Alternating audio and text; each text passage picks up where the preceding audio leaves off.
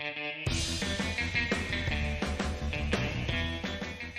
everyone, welcome to Myopia Movies. This week we wind up our Nora Ephron month and a romantic month and everything with probably her most popular written movie, When Harry Met Sally. Now, unlike other movies that we've done of hers, she did not both write and direct it, but she did write this one, and it has a lot of her stable of actors, including Meg Ryan. This is a kind of lighthearted comedy with some tropes that are used. In fact, appropriately enough, most recently, if you have not been watching the HBO Max show Harley Quinn, they do the cutaway to other couples thing, just like When Harry Met Sally there, which was a pleasant surprise. Anyway, we appreciate you. And don't worry, we're continuing on theme with next week, Billy Crystal and Bruno Kirby, as we talk about another Academy Award-winning movie starring Jack Palance, who won for Best Supporting, City Slickers. Thanks, everyone. Welcome to Myopia Movies. This week, we end our Nora Ephron month and transition a little bit into March by talking about When Harry Met Sally from 1989, a rom-com starring some of your favorites, your Meg Ryans, your Billy Crystals, your Bruno Kirbys, and the late and great Carrie Fisher. I'm your host, Nick Hoffman, Riffer on Cineprov, and stuck here on a TV screen. On our panel, we have Matt. Yep, that's me, Matthew W. Quinn. And our guest host, the great Nora Trinette. Oh, thank you. Hi, how's it going? We're here to talk about When Harry Met Sally. I imagine most of you know it from the scene where she has an orgasm in a Greek diner. Mm-hmm. But this might be the best Nora Ephron movie we've done so far, and that's why it's kind of the end. It's the final punch at the end of this wonderful month we've had. And if I believe my notes correctly, Nora, this is one of your favorites. This is one you've seen a million times. No, I say that a lot. No, I was actually thinking that. I say, oh, this is one of my favorites. But no, for real, it is one of my favorite movies because it doesn't. It's not like you questioned it at first. You said rom-com, like in quotations, because like it's a movie that just felt natural because it didn't start off like something tragic. Like in the beginning of, I think was it Sleepless in Seattle, there's a funeral scene. It just started off very quaint, just two people just chilling, and it starts off with at the beginning with old folks just telling them how they met, and it just gradually, like, you became friends with these people, you got to know them, and then you end up falling in love with them. That was like, I like that movie because you went on an adventure, and you actually had emotions for these people. I mean, I agree. It's a very natural progression of, I don't want to say a non-traditional romantic relationship, but it's one where people were friends first. They met. It was a long-term relationship. And then it turns out that they were people who cared for each other. It's very interesting because, again, so often in these rom-coms, I mean, we just left, the Chris Mahana Kwanzaa Dawn season. And so many of them are like, oh, my family wants me to be there and I'm going to be the only single one. Oh, if only I could meet a man ice skating. Oh, hooray, I've met a man ice skating. And that meet cute ends up with a relationship. It's whatever that Netflix cult movie, The Christmas Prince is about. It's a lot of those, like, while you were sleeping, you're just like, oh my goodness, if we could just meet this one time, it would be perfect. It's like a Lifetime movie. Right. Which is a genre all of its own. And luckily, we're talking about a movie before there were Lifetime movies, really. Mm-hmm. And so this is fleshed out. They give real actors a chance to really shine. If this was a Lifetime movie, Harry would be a serial killer. I mean, yeah. Yeah, I can see that. Yeah. He won't leave me alone. He's running into him. Mm-hmm. If you actually switch up the music of this movie, it is kind of horror-ish. Because, what was it? Jordan Peele said the difference between comedy and horror is music. The soundtrack, yeah. 100% true. But yeah, put a little creepy violin when he's creeping, I guess what, in the car, basically where the movie begins, and gradually at the various places, and the awkward silences they have. Yeah. Do the Psycho soundtrack, the do do do do do do do dun dun dun dun dun dun, like that's what it is. You're absolutely right. Yeah. So unlike most of the movies we've done this month, while it is written by Nora Ephron, it's actually directed by Rob Reiner. This is not the first Rob Reiner movie we've done, but his timing is much more comedic. Like, I think this is probably the funniest movie of the Nora Ephron month we've done so far. Mm-hmm. And in some ways, perhaps it's the tightest, the funniest. I don't know. He also directed, of course, previous episodes, the Princess Bride. He directed a lot of my favorites as well. And definitely future episodes. North, which Roger Ebert said was the worst movie he'd ever seen. In fact, his review, I hated this movie, comes from his review of North. But he also directed Stand By Me, Misery, A Few Good Men, and literally The Princess Bride was the movie he directed right before this. So he's one of the best. And in fact, his first full-length movie was This Is Spinal Tap, one of the greatest comedies of all time. This movie is incredibly tight on the comedy. But I will throw this to Matt here. I was following your live tweets as you were watching it. So what do you think of this movie? I thought it was good. Credit where it's due, Harry has a character arc. Because if you see my live tweets, I just rant about how much of a lout he is. But when he goes to Sally when she's crying, he was not trying to take advantage of her. He was trying to comfort her. And then when things start to go haywire, it's not because he's a dick. It's because he's not putting the words out right. And wonder how many times have I made a hash of things trying to say something profound. Does Sally have an arc, or she just get less insecure? I mean, I guess that's kind of, I would say, the interesting part in some way. I mean, her arc is similar. I mean, in some ways, they have almost it's a sitcom relationship, right? Yeah. Like, it's a will they, won't they the whole time. There's a lot of kind of back and forth. There's charm. This comes out in 89. 89. Yeah. I mean, in some ways, to me, it kind of informed Seinfeld in a lot of ways, because like with the Billy? main heroine or the main female lead and the main male lead had a past. They don't really have a past. They're never going to hook up. Like, it's the kind of, can men and women be friends, which is kind of the thesis of this. And the answer is, for the most part, kind of yeah, but also no, but also that's kind of what a good relationship is. Yes, unless they have absolutely insane amounts of chemistry for each other, which these two do. Like, I remember Pecan Pie. That is a really well done scene. Describe it, Pat. We're here. Pecan Pie? Well, I'll keep doing this until I give your head explodes from the pitch. Pecan pie. No, because I thought he was trying to be French. I thought it was more of like an Italian or a Greek Italian. That's what happens to watch a movie a month before the podcast. You have to go look up your Twitter feed to see what you said. But no, I agree in all the sense. But the one thing I will say that's it's the chemistry, especially with, and I give credit to the actors and how well they play off each other. Like they were basically in every scene from beginning to end with each other, essentially, occasionally here and there. I mean, Tom Hanks and Meg Ryan didn't even see each other in Sleep in Seattle to the very end. And what, I didn't feel anything. It's just like that gust of just like sense of love. But no, like I said earlier, like you felt every emotion they were feeling in a sense, in various parties when they had a romantic connection or seems like they had a romantic connection to each other. They would get jealous of the partners along, and you would get jealous too, but then you would feel like, I don't know. Okay. It's like that scene now bear with me here. I'm waiting. I'm going really left on this.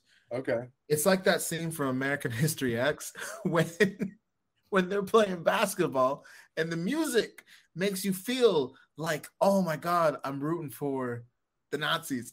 But you're not, but the music is like, it's that level. And it happens with the movie too. It makes you feel their emotions of like, of jealousy, of just like on awe and things like that. And you actually genuinely feeling it with the emotions of these two people. And when they finally like, fuck, I was confused, but at the same time, I wanted them to do it, but I was still torn. Well, Harry was confused because he's like, after his divorce, he's like loving and leaving every woman in New York. And then he and Sally get it on, and he's just sitting there like, oh no, I don't want to toss her and I'm done. Like I've lived on everyone else. Yeah. Which I didn't pick up on until he actually explained it all, like his reasoning why he acted that way. I was there with Sally, confused and like, what the fuck? We finally did it. But yeah. Very good. I'm with you there. We'll walk through this plot, but the plot is almost harder to describe than it's worth in some ways, right? It takes place over 12 years, I think. Well, right. But like, that's why in some ways I disagree with what you were saying, Matt. I don't think that they're a perfect couple at first. It evolves over time. Oh yeah, right? Like, at first he is such a prick. Yeah, but I don't think that's the thrust of it, right? Think about, let me play devil's advocate. Think about how you were first out of college. I had such a big head, and I thought I was the shit. And that's kind of like that's the kind of swag that he has throughout the thing. Like he can say anything he wants, do whatever he wants, and not feel, and like essentially have that be kind of almost that immaturity of knowing what emotions is, and rather mix up emotions and logic, in any situation that you're in. That's right. And I think that's kind of the point. Like, they weren't a good relationship at first, but both of them changed over time, because I don't think he was the only one that was married. I think she was married too. She was in a long-term relationship with a guy who didn't want kids, and that's when it ended. Right. And so we have this situation where they have a lot of relationships, and they both have and they both change over time. It's that kind of a thing. Relationships evolve. They should evolve. Oh God, what was her name? There's someone I'm trying to think of. Helen, his first wife. No. Go ahead with the plot. Sorry. Okay, so they're both leaving University of Chicago. I think she's driving him to New York, where she's going to be a journalist. He's going to be a lawyer, and he's dating one of her friends. And the first thing is he gets in his car and shoves his butt in her face, and then starts talking about sex and wondering, okay, did she just pick up a serial killer? Well, I mean, she's offering to drive her friend's boyfriend, right? And it's it's a college relationship. They're very physical, right? And Sally, who's single at the time, is uncomfortable with it. And like the whole thing is that they both are going to school. They're going to, I think, University of Chicago, but it's in Chicago one way or another. And they're traveling to New York. He lives in New York, and she's trying to get a job in New York, if I recall. And the whole like kind of thrust of it is she offered to do this because he's a friend of her best friend or whatever. It's okay. They didn't know either in the movie. Yeah, I mean, it's very vague. Dating her close friend, because she gets mad when she thinks he makes a pass at her. And that's how they leave. And this is where we get our first of like 8 diner scenes. But he says it's impossible for men and women to just be friends because the whole sex part gets in the way. Which is, again, the thesis. And it's funny because the whole point of the movie is it's wrong, but it takes them both to change past that, because to him, as Matt said earlier, the point of a relationship is sex, because he doesn't care about these women. But since he cares about Sally, he's going to end up in a relationship with her. The point is that sex is not the onus of the relationship. But again, that's because this is a well-made movie. And the person I was trying to think of earlier was a woman who died in 2020. She's an essayist named Joan Didion. And she said, the thing about marriage that people don't understand is I haven't been married to the same man for 45 years. I've been married to the same man 4 times for 10 years at a time. Because relationships evolve, relationships change. And that's what the point she was making, which is, I think, what Nora Ephron's point is in this, and Rob Reiner, the director's point is in this. This makes me think of my favorite quote by Whoopi Goldberg about marriage. Mm-hmm. She says, and I quote, "I don't want anybody in my house," end quote. And that same energy is the same energy I believe the person you quoted did about love, but in the opposite parallel way. That's funny. Yeah. That's funny. So throughout this, we should mention there's something that I noticed in Matt's tweets he hated, which is the fact that interspersed throughout the whole thing are old couples talking. Yeah, that makes you hold on to love. Yeah. So Matt, what did you think about that? If they had to have it, ending it with Harry and Sally makes it work, but the movie did not really need it. I mean, I think it showed the different types of love and how they can essentially grow and fall into. You know what I mean? You have there was a couple that was basically always missing each other. He was a doctor. One worked on the 5th, one worked on the 4th. They were born like a week from each other. They were like neighbors and stuff. And then you had another one where they were high school sweethearts, and they left after they broke up after their parents had moved after high school, and then like 45 later they met each other. So that gives you the will they, won't they, more emphasis, a little more. Yeah, I guess it's a little. Yeah, what tied it together was when Harry and Sally told about them. But I kind of enjoyed that, And then a lot of TV shows and movies copy that. Ted Lasso recently did that for one of their episodes. So. Well, and it's the confessional for The Office or Parks and Rec, right?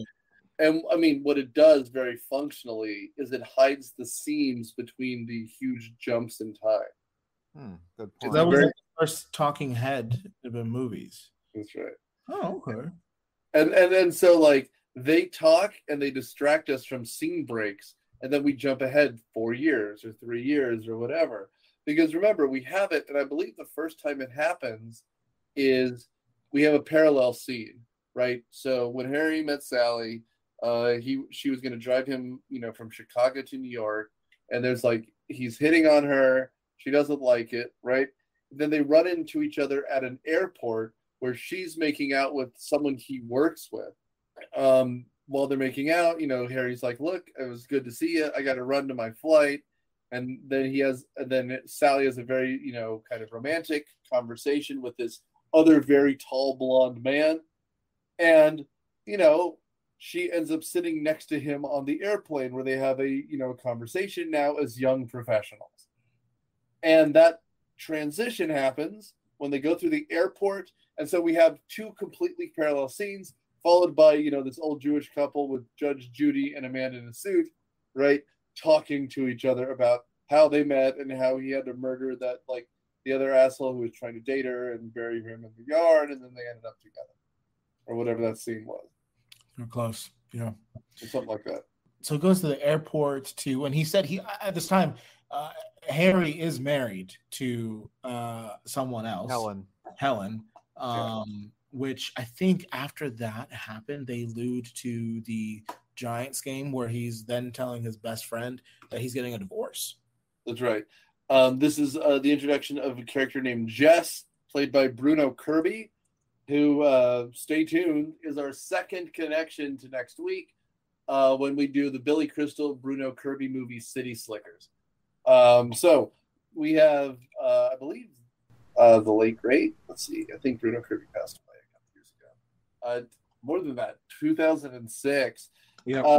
But he's talking to his friend about why he's getting a divorce and why he can no longer stand his wife. Well, I got some serious Rodney Dangerfield vibes off that discussion. Like, can you not fuck my wife? Yeah. Well, his wife left him, right? They do. Because she was seeing another man. Oh, that's true. That's true. That's true. That's right. That's the end where he like followed her.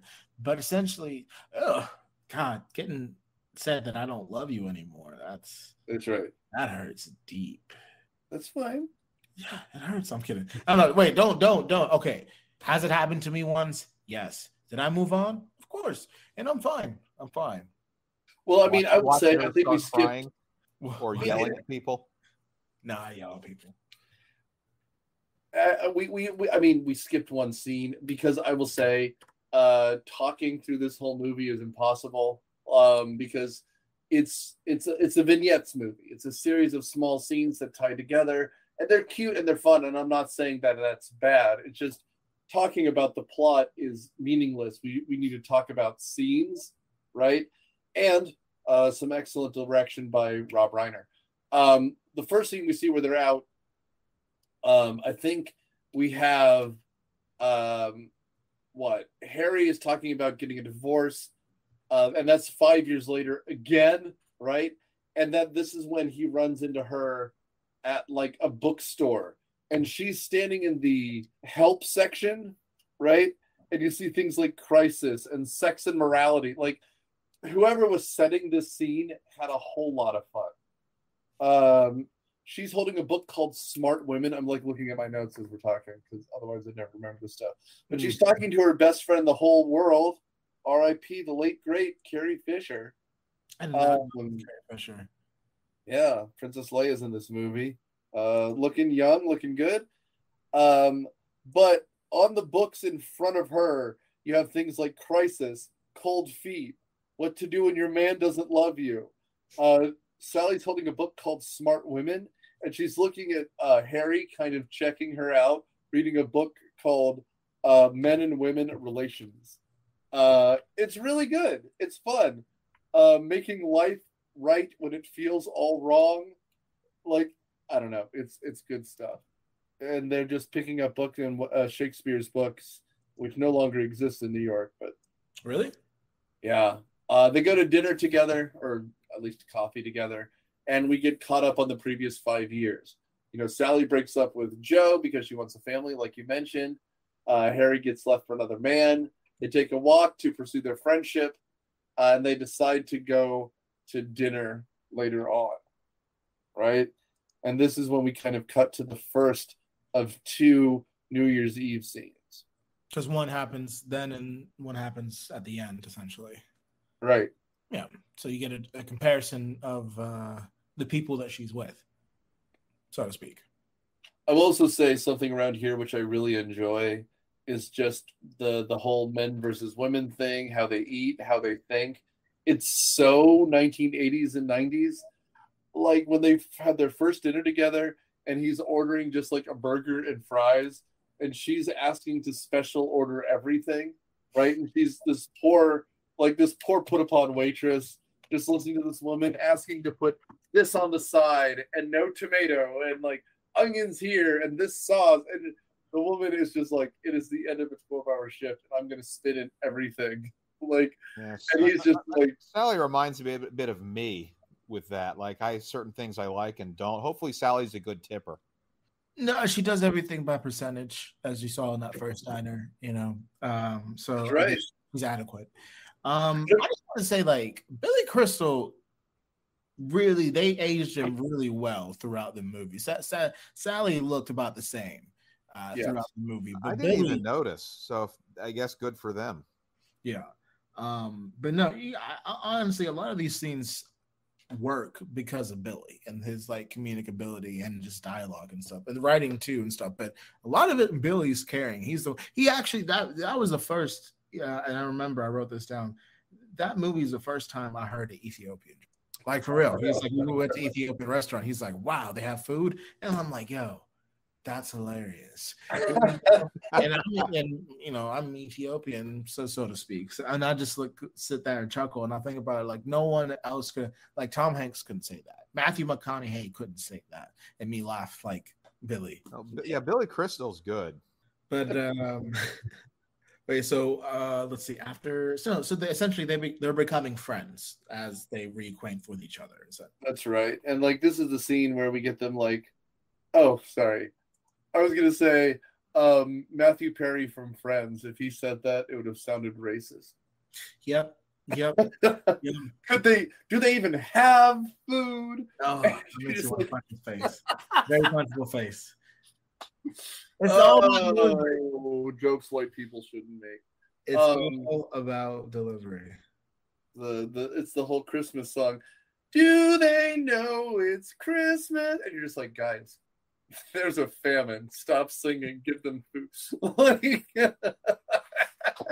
That Band-Aid song has always bothered me. Anyway, that was the point. They were raising money for food, but the lyrics are so dumb. Then we have like Bono just busting out, and you're just like, "No, guys, no." Yes, they know it's Christmas time. Ethiopia is the oldest Christian country on earth. They know it's Christmas. Actually, Ethiopian Christmas is tomorrow. Mm-hmm. So Orthodox Christmas. So yeah. And for those of you listening for fun historical facts, if you haven't looked up the Ethiopian buried churches, they're some of the coolest things on the planet. Anyway, so around here, this is when they, like you said, they start becoming friends. We start having a lot of walk-in talks. We start having them call each other while they're like in bed, right? And this we have the pecan pie. Yeah, pecan pie. And this is where we get the kind of iconic orgasm in a diner scene, when they're having a discussion about whether women fake orgasms or not, and Billy Crystal saying he can tell whether or not a woman's having it, which again, it's, if you know this movie at all, you know the scene. If you've heard of this movie, and then you have the little old lady saying, "Oh, I'll have what she's having." What you don't realize is that this scene is like 4.5 minutes long. Of her just moaning.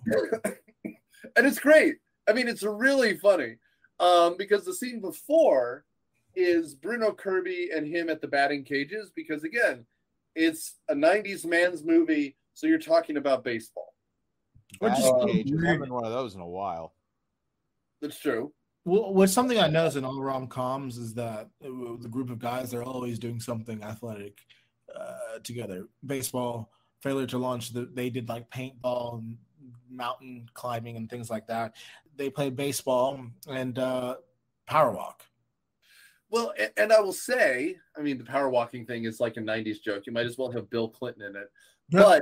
But they do this very well in the movie we'll do next week, where in City Slickers, Daniel Stern has this great, or maybe it is Bruno Kirby, but he has this discussion where he's like, look, me and my father weren't close, but we could talk about baseball. And that's a way, like, and again, it's a very, this is a boomer movie starring boomer people, talking about like how they don't really have a relationship with their parents. And so they're using sports as kind of a metaphor, right? And so we have two men who don't have the ability to converse. And again, I'm talking with two of my buddies. The first thing we do before we record is hang out for an hour and just talk, because that's what we do. We get along.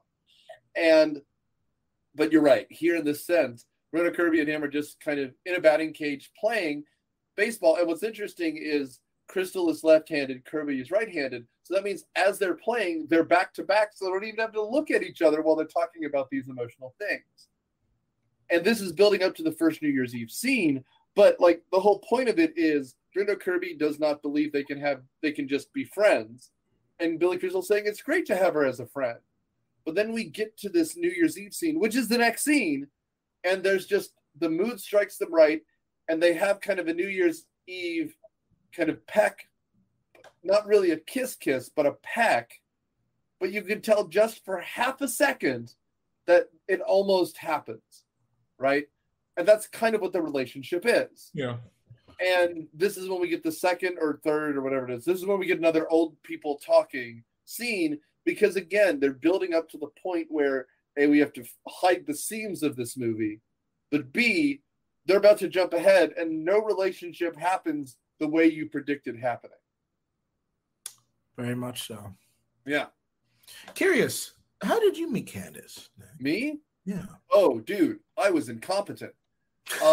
We were both in marching band together, and this is my second year, right. And it was her freshman year. We're only like 3 months apart in age, but we're on the opposite sides of that threshold. My birthday's in August, and hers is in November, so we're 3 months apart, both born in '85.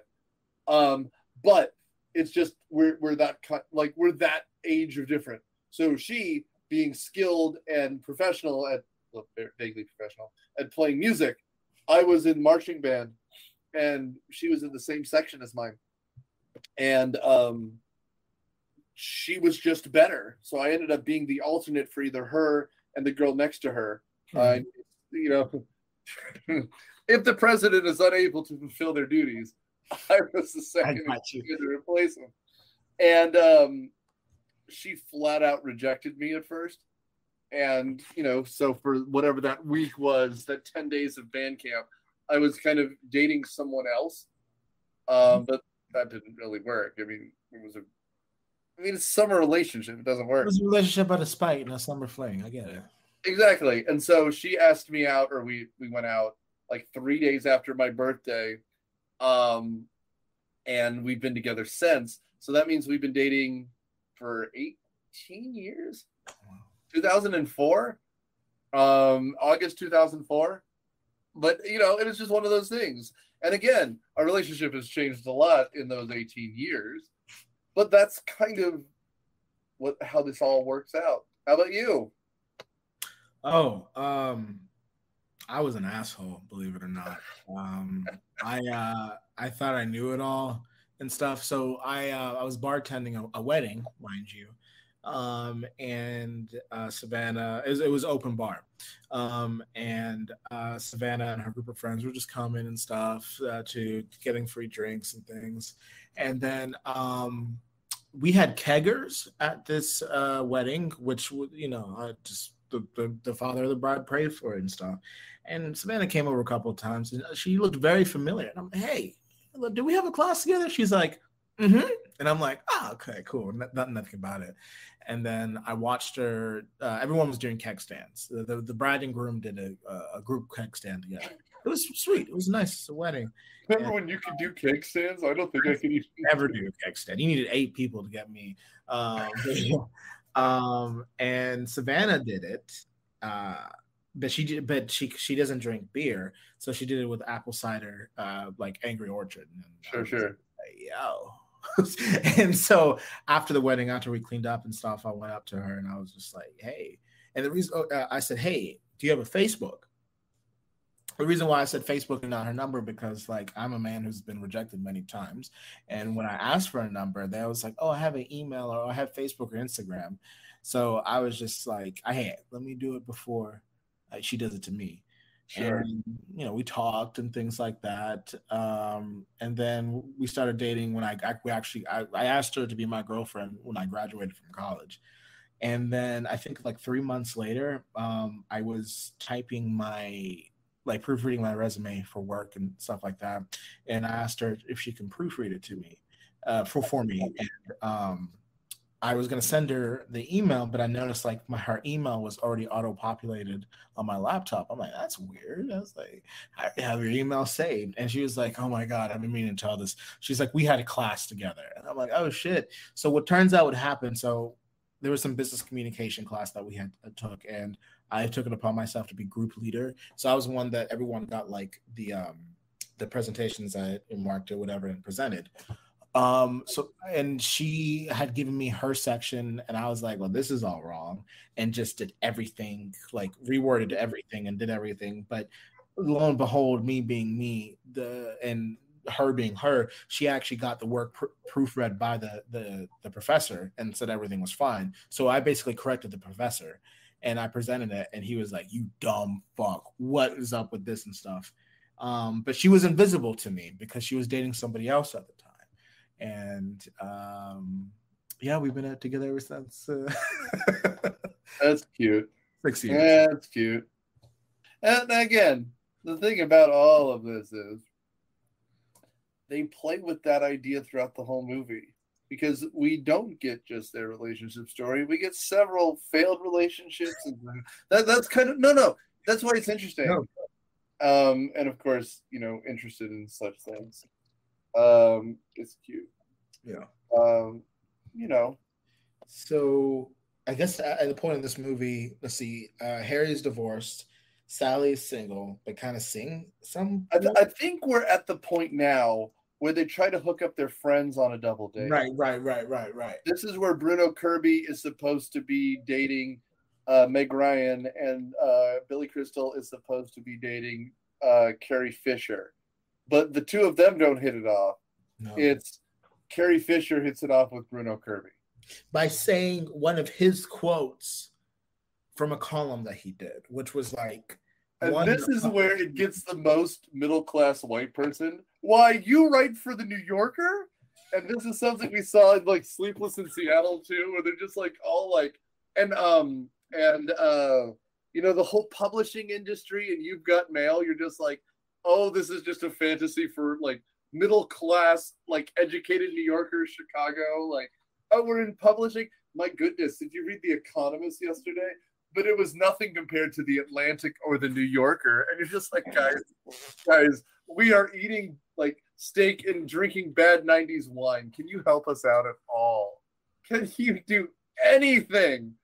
But they hit it up really quick. Like seconds. Like they went home together that night. Oh, dude, and then don't we smash cut to but then we smash cut to another couple. And then, like 4 months later, they're buying him a housewarming gift at the Sharper Image, 1990, like Sharper Image, and I love it. I miss gadget stores. I worked at a Brookstone for a year. I love that shit. You don't like, no, that's what I do when I'm aimlessly just bored. I go to Amazon and I look at gadgets, and they don't have cool gadgets like they used to have with those, like a pen that is a GPS tracker, like some spy shit. You know what I mean? They don't got that anymore. When I was at a mall, I always went to the gadget stores and the nonsense stores. And when I wasn't at a mall, it was always movies and music stores, right? Because you just want to look at a million things that you want, end up leaving with one of them, and that's it. Like I went to flip through 200 movies and 3,000 songs, pick one album and one movie, and that's just I'm with you with Amazon. I just miss the tactile nature of that stuff. Yeah. And that scene where they're playing with the karaoke machine, which is nonsense. Don't ever be the person in the middle of the store on a karaoke machine. I'm sorry. But when he's playing with the mini basketball hoop, the back massager, all that stuff, I'm like, yeah, that's 1990 in a mall, man. I'm sorry. I miss that shit. I miss the mall. I know it's there, but it's not the same. It's not the same, no. I'm sure I'm sounding so old when I say that, because I'm sure people, you know, where malls were popping in the 70s or whatever the era was prior. 80s and 90s. It's the 80s and the 90s. You know, when there was roller coasters in the mall and stuff. Yeah. People used to shop at malls, you know. So, you know. Oh, God help me. There was a place, and I believe it is in Toronto. Let's see. Am I right? If I could spell Toronto. There was a massive mall. I believe it was the biggest mall in America at the time. But like when there was like 90 stores and like 100 eating venues, and you're just like, there are 6 stories of commerce. Capitalism will never die. It's just like, it's the great, like, I miss that nonsense. I also miss the arcades. Well, if you want to go to Brookstone, apparently they have one at the Atlanta airport. Brookstone? Yep. I think they still have one at Perimeter Mall, but like they're all small now. But there's a video arcade at Town Center Mall too. But really? Yeah. I had to go. I'm a regular at Dave & Buster's for that reason. Or for fair point, Dave & Buster's is a lot bigger. Or for our Atlanta natives, Joysticks. Joysticks is great. Or Battle and Brew. Kind of. Battle and Brew is good, but it's different because there's not a lot of arcade boxes. Though I guess for Joysticks, shout out to Johnny Martinez, friend of the show. Around here is where we get the scene where, while at Sharper Image, in fact, he runs into his ex-girlfriend, or ex-wife, excuse me. And so they go to Carrie Fisher and Bruno Kirby's housewarming, and he's really down on relationships. In fact, he kind of storms out, and there's kind of a kerfuffle over a wagon wheel coffee table. Yeah, that you can tell there's still some baggage here. Oh, yeah. Well, I mean, because he's the one who seems to be over his relationship when Sally isn't. Though the scene after this is where they hook up, and they have their very awkward, like post-sex scene, which is kind of funny. Yeah, because there was So I believe there was a party where Sally sucked at Pictionary, and they were actually both different dates. He was dating someone that was a little younger, while she was, I guess, I believe he was a lawyer. I'm not quite sure. And that's when you have that moment where Sally catches Harry. When Harry catches Sally kissing on her dude, and he gets like a jealous face. And then when he turns around, she does the same thing with him. And basically, essentially, they're talking to their best friend, saying like, "Yo, what do you think of her? What do you think of him?" And which, if you think about it, I mean, just exemplifies like the jealousy, or just like the will they emphasizes on the will they won't they again. And that's the next scene where she calls Harry crying because oh boy decided to run away with his secretary. Right. That's it. And her bad night leads to them hooking up for the first time. And by the way, I found it. The mall that I was looking for is called the West Edmonton Mall, just outside of Toronto. I went there on a band trip at one point. Just ignore that. It is 5.3 million square feet. It has a zoo in it. It has 800 stores and over 100 dining establishments. The West Edmonton Mall. It's overwhelming. There you go. Still, this is current. They have all that. It's still open. But it's in Canada, so they are 10 years behind the rest of us. That's very true. Love you, Canada. But yeah, that's what it is. They have a hot dog store. I love poutine. I too am a fan of poutine. I want nothing on my but gravy and cheese curds. Oh, gravy and cheese curds. I tell you what, my heart is flowing just talking about it. I know. I'm like, we make it again. Oh, man. But at this point, they also have a situation, I will say, and again, a very funny scene, where post-coitus, he leaves first thing in the morning, right? He's like, I gotta go. I'll call you later. We'll have dinner. And then he calls Bruno Kirby, and she calls Carrie Fisher while they're in bed together, and they're both on phone at the same time, which is, again, very funny. It's a very good scene. But what we're doing is we're approaching Carrie Fisher and Bruno Kirby's wedding, which, again, we get kind of a timetable on. It happens about a year after they meet, a year and change.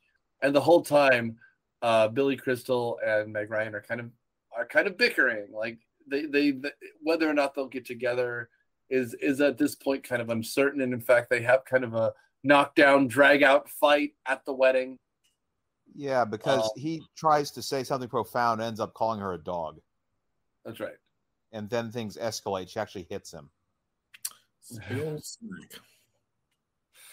I don't think I've actually provoked anyone to hitting me yet.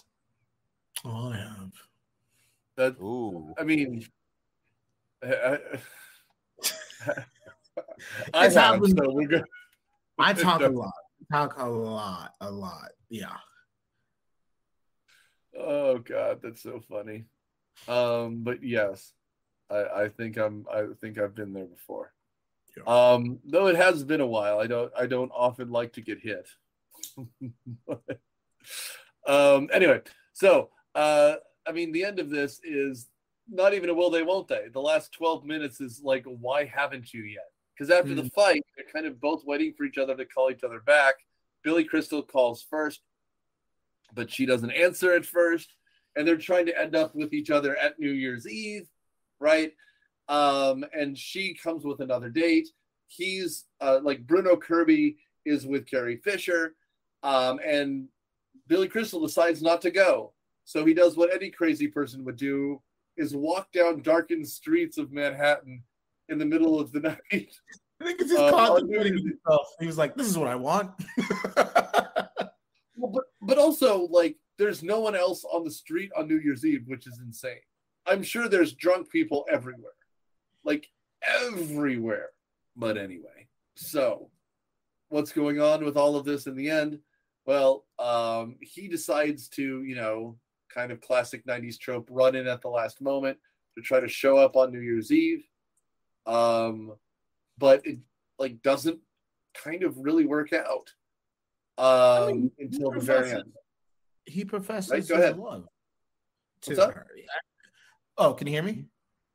Yeah, sorry, no. What I mean is that he kicks his feet, he kind of stalls around. Her date like is a bore. She's not really interested into him. But it's really like, again, wait till the last moment. It's very rom-com-y. Right? Go ahead, sorry. Oh, my bad. Sorry, I just don't know when to jump in. It's like double dutch, you know, like no. Oh, sure. Yeah, when he shows up, she says, "I'm not going to be your consolation prize." Maybe she's not as insecure as she was before, like having a total meltdown over her ex getting married. Yeah, and that's when Billy Crystal finally can speak coherently and wins her over. Yeah, and you also got to think about like at this point in this movie, or just like if you follow her plan, Harry's been hurt before, you know what I mean, through his divorce, and Sally has always teetered of like, will she get married? Now she get married in the relationship, and so after homeboy fucked her over, like Matt said, he got married. She's been trying to protect herself, and when as soon as Harry essentially called her a dog, or just said that you just needed to have a good, you know, because that's what you needed when you were in time of need. You know, she was protecting herself essentially. And like most relationships that I know, what Harry did was when he was what Matt said, he articulated his love to her, essentially just saying, I love you. And then went through that very beautiful speech. You know, it was like somebody, I love you, that you get cold when it's 71 degrees and you take like 55 minutes to order a sandwich, you know, like that to me, when you think of rom-com, that's why this is my favorite movie, because of Billy Crystal, and because you have moments like this. Like, I don't want a fucking scene in the rain, you know, they just drizzling down, you know. I don't want him catching a cab. I think him running was pretty good. You know, this was just very something simple, which you know, played with the theme of the movie. Sure. Well, and it does it, not only it does it well, because it does do it well, of course, but there's also, like you kind of alluded to, there's something about him, you know, bad Tom Cruise running that makes it seem more urgent. And again, when I say like it went badly at first, you have the bad relationship kind of falling apart. But if the movie is 93 minutes with credits, like 3 minutes of them are credits, and he shows up with like 17 seconds left of the movie, right? Like, it really, like, it ends very quickly. It's a New Year's Eve party. He gives that little speech like you alluded to, and then they embrace, and that's the movie, ladies and gentlemen. You know, she's in like a ball gown. He's dressed like I just imagine he always dresses. It's great. I'm glad you mentioned Tom Cruise, and that just popped in my head why I like this movie so much. Because, and this might be shallow. This might be shallow what I'm about to say, but Billy Crystal, he's an average-looking guy. Yes. Failure to Launch had Matthew McConaughey. We had this stream of just hunky Twilight-looking motherfuckers, and then because this movie has an average guy going with a very attractive girl, and I'm like, hell yeah, I like this because this is factual. Well, and I will say too, I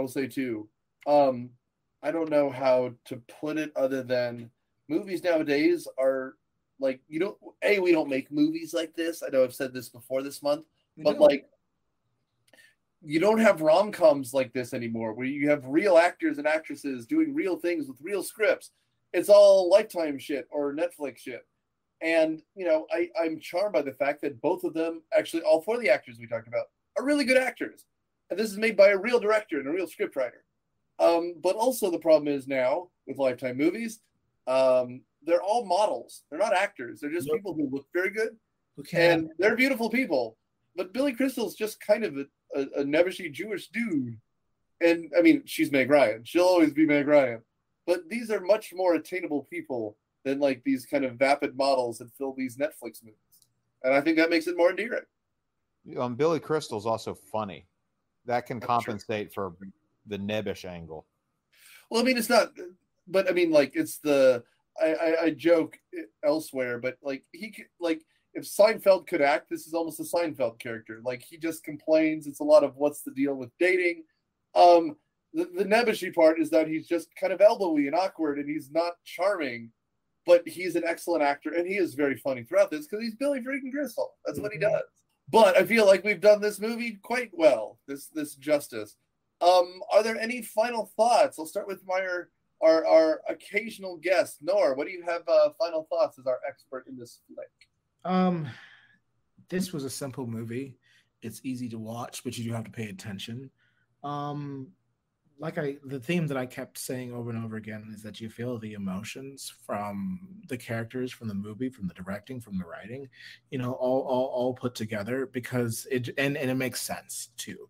They don't force the love. They don't force the relationship, which I appreciate, because sometimes, like, we expect in these movies, especially when the will they won't they, that, oh, okay, they're going to get together because that's, how it is. But by forming a friendship prior to the movie, you actually care about each aspects of the relationship between Harry and Sally and their adventures they have together over this 20 period.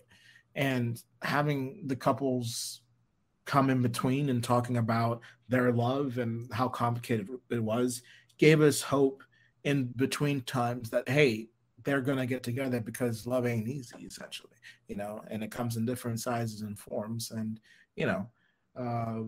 just overall, things will work out if they're supposed to work out. Matt, what do you think? I thought it was a pretty good movie. Billy Crystal's funny. Succinct as always. Hey man, if you want to read his review, I've been looking as we're like talking. I'm looking at this stuff. So yeah. His review on his website will be 1,600 words. His review now is meh. Period. Funny. I will say I like this movie a lot. This is probably my favorite of the month. I like Rob Reiner as a director. He knows when to make the pauses to make jokes work. This movie is funny, not just because Crystal's funny and Meg Reiner funny, and everyone in it is funny, and the script is good, but it's edited and filmed in a way that makes it nice, tight, and clean. I know, Matt, you, me, and Nora view movies very differently. I'm someone who looks at the technical stuff. I'm someone who looks at everything differently. The filming, the acting, the direction, the sound, everything, and I come together with like a net score. Nor you generally are Roger Ebert, the feeling of the masses. Is this something that I'd like to watch? Period. You have a very kind of visceral, emotional response to things. And, a lot of your reviews start with, yo, it's blank, because it's a gut reaction. Matt, you generally want to find a world that you can live in. The movie might be bad, but if it creates an interesting space, that's the kind of movie that you like. I think it appeals more to all three of us because it does create a version of New York. It does create a world of relationships that fail and end. It does create a kind of, if I caught this on TV when it was just broadcasting, it's kind of an ass magnet. I just sit and watch it because everyone in it's charming. But the second they cut to the old people, I know it's the end of an act. I can move on if I want to, or I can sit for another act. That part of it is very you, Nora, and I get it. And then for me, I'd say technically, it's almost perfect. There's some plot issues, maybe. There's some character stuff that I don't care for, but it's given up in response to the fact we want to keep this a tight 90 minutes. And it is a nice, tight 90-minute movie, which, again, no one can make anymore because everything has to be 2.5 hours, but it keeps it funny. If any of these scenes were lengthened by a minute, it loses its timing. And because of that, it is a nice, tight movie I could rewatch. So I would give this my thumbs up because it fulfills the trifecta of what we look for in general here, but also that shows us a universally kind of beloved movie. There's things that we could poke at it. Women generally have about a third of the lines to maybe 60% of the lines.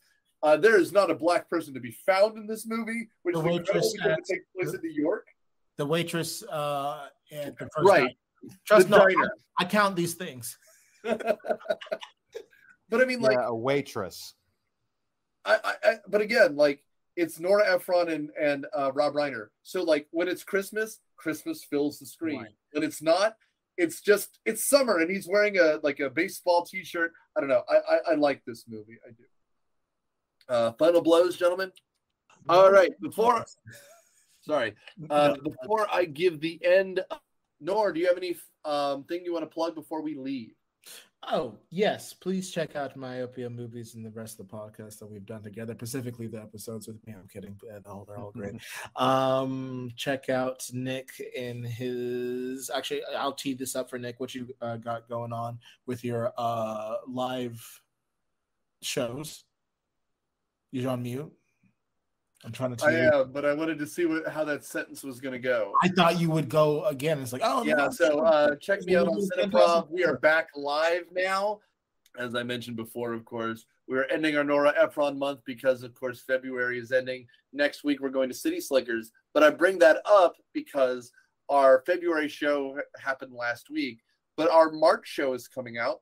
We haven't picked the title yet, but March will represent the first show. How do I even put this? March 2020 was the first show we had to cancel because of COVID. It's our third anniversary back.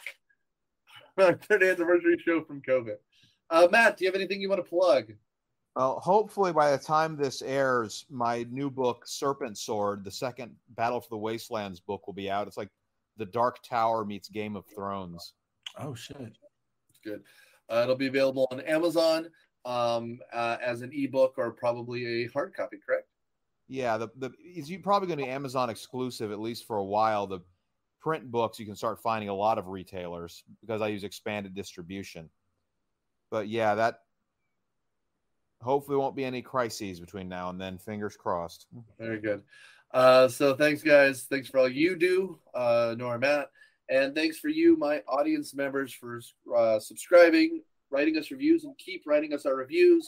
Like I said, as we're speaking at the end of February, we're rapidly ending our season. Our season ends in June. And then we will start our 10th year doing this show. So we appreciate you sharing us and reviewing us to keep us on everyone's mind and keep us on the charts around the world. Thanks, everyone.